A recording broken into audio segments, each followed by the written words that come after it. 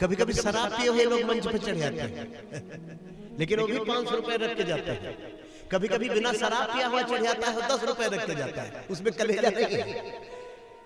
हमने कहा शराब पीना छोड़ दो, बोले बहुत गंदा आदमी है शराब पीता है। हमने कहा नहीं पीना चाहिए, लेकिन कोई जरूरी नहीं कि शराब पीने वाला हर आदमी गंदा ही होता है। बोलो जैसे थोड़ा खराब लगने वाली बात है, सबको अच्छी नहीं लगेगी। और कोई कोई शराब ना पीने वाले बड़े व्यक्ति होते हैं।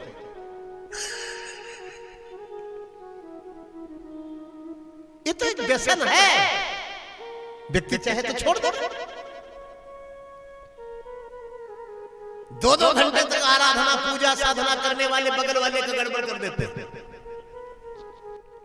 इसीलिए मैं कहता हूं जिसकी आराधना सजल होगी उसी की साधना सफल होगी। ईंट पत्थर भी देवता होंगे जब मेरी आस्था अटल होगी। सत्य जब आवरण रहित होगा, गूढ़ अभिव्यंजना सजल होगी। जो जी रहे हैं दूसरों के लिए उनकी चर्चा आजकल होगी। एक घटना सुना देते हैं। एक बड़े सीधे साधे साधु बाबा थे, महात्मा, हमारे अयोध्या के थे। उन्होंने एक जगह यज्ञ ठान दिया। अब संतों के और कौन काम है आप बताइए।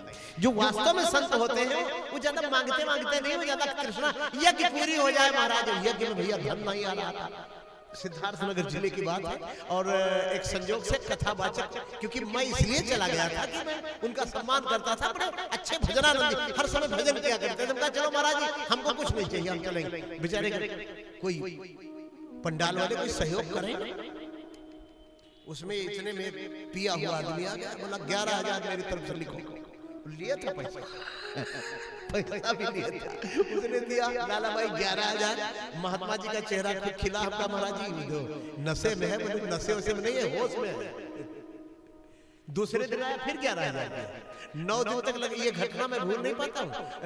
9 दिन तक उसने 11,000 रुपए जोड़ लीजिए। 9 दिन में कितना हुआ? महाराज जी की जगह की सारी व्यवस्था हो गई। बोलो वृंदावन बिहारी लाल की जय। चलते समय महाराज जी से हमने कहा महाराज जी इन बिना पिए हुए वालों से तो पिया हुआ ही ठीक था। तो इसका मतलब ये नहीं है ये व्यसन है, इसको आप लोग छोड़िए। लेकिन ऐसा नहीं है कि तमाम मैंने पीने वालों को देखा है, वो बड़े धर्मात्मा भी होते हैं। और ना पीने वाले मैं उनसे कहता हूँ अपने जीवन में श्रद्धा को शामिल करें। उनसे 5 रुपए अच्छे काम के लिए नहीं निकलते। मैरिज एनिवर्सरी का केक काटेंगे, रिवाटास होटल में जाएंगे, क्या क्या करेंगे। उनसे मजाल है कि आप किसी भूखे के लिए एक रोटी ले ले और एक किसी गरीब के लिए चप्पल ले ले। ये अपनी प्रवृत्ति आप सुधारिए, दूसरे के ऊपर कटाक्ष करने के बजाय। मैं मानता हूँ कि जीवराज शनि मांस खाते थे, लेकिन उन्होंने सीता की रक्षा के लिए अपने प्राण दे दिए। आज बहुत राम राम राम राम राम राम करते थे, वो दौड़े ही नहीं। पहाड़ पर बैठे थे कुछ बड़े आदमी, जिसमें सुग्रीव जी थे। बड़े बड़े आदमी माने नामचीन, जो कि गदा लेकर रावण का मुकाबला कर सकते थे, वो नहीं दौड़े।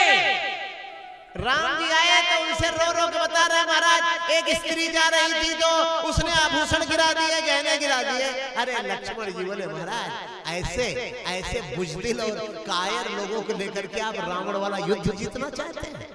हम लोग भी कभी कभी यही गलती करते हैं, दगे हुए कारतूसों को बटोरना शुरू करते हैं और कहते हैं कि सीमा पे लड़ाई लड़ेंगे इन कारतूसों से। अरे वहां पे SLR चलेगी, AK-47 चलेगी, ये खोखा नहीं काम आते। मुझे ये बात नहीं कहनी चाहिए, उनको मैं खोखा कहता हूँ जिनको भगवान ने खूब पैसा दिया है, अच्छी गाड़ी चलते हैं। अच्छा, गरीब तो एक दिन अमीर हो जाएगा, लेकिन दिल का दरिद्र, जिसका मन दरिद्र है, वो कभी दुनिया में उसको कोई अमीर बना नहीं सकता। शायद भगवान भी नहीं बना सकते,